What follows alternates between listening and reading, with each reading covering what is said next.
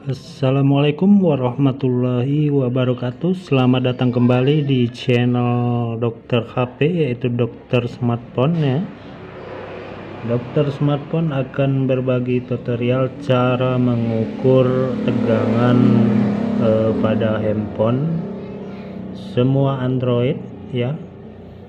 Terutama kita langsung tutorial sederhana cara mengukur handphone yang mati total ya. Jadi di sini Dokter Smartphone tidak membuat tutorial dari langkah awal seperti handphone yang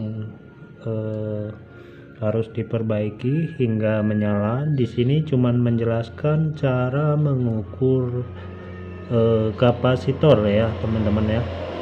Jadi Dokter HP akan memberikan tutorial cara mengukur kapasitor pada mesin handphone yang mati total. Langkah pertama yaitu kita pengecekan pada pengukuran pada bagian baterai ya. Di sini multitester ya, jarumnya ya, apabila bergerak searah begini itu nanti terus kita balik. Kalau misalnya kita balik sama dia bergerak, berarti dia short total ya teman-teman ya. Contohnya seperti ini ya, ini bagian konektor baterai ya. Apabila kita ukur timbal balik di sini bergerak, nah, seperti ini ya. Nah, ini ada pergerakan ya, perhatikan teman-teman ya. Maklum saya tidak menggunakan tripod ya, jadi agak ini. Nah, ini bergerak. Kalau kita balik seperti ini, dia tidak bergerak, menandakan handphone ini normal ya teman-teman ya. Jadi langkah kedua ini sudah normal ya, yang langkah pertama. Langkah kedua kita cek di bagian kapasitor manakah yang konslet ya. Pertama kita susun dulu seperti ini. Cara mengukurnya ini ada merah dan ini ada hitam ya. Yang merah kita tempel di bagian ground ya, ground besi ya. Terserah mau di mana, yang di sini juga boleh tempelnya ya, di sini juga boleh ya. Nah, ini ada banyak kapasitor ya. Ya, kita belajar dasar dulu ya teman-teman ya, cara mengukurnya ya.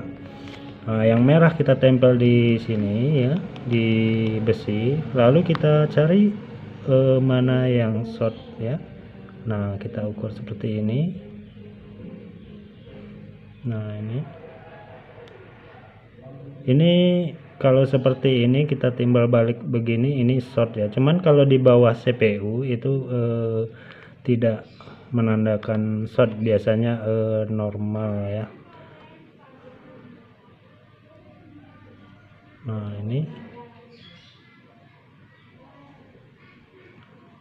di sini kayaknya handphone ini mengalami short pada bagian IC power ya teman-teman ya. Jadi IC powernya ini short. Nah, jadi seperti ini dia ya. Jadi diukur timbal balik dia short ya. Nah, ini berarti handphone ini mengalami kerusakan. Apabila dia diukur seperti ini tidak short, dia tidak akan bergerak ya teman-teman ya. Misalnya seperti ini ya. Nah, kita taruh di sebelahnya itu tidak akan bergerak.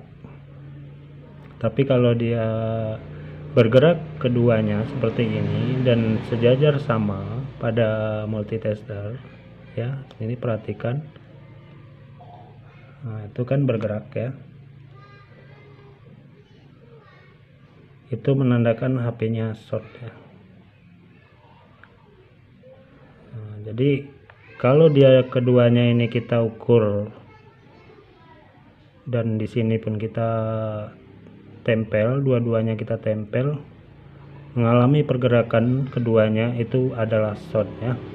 Jadi kalau tidak short dia tidak akan bergerak. Nah, seperti ini jenisnya, ini adalah kapasitor ya.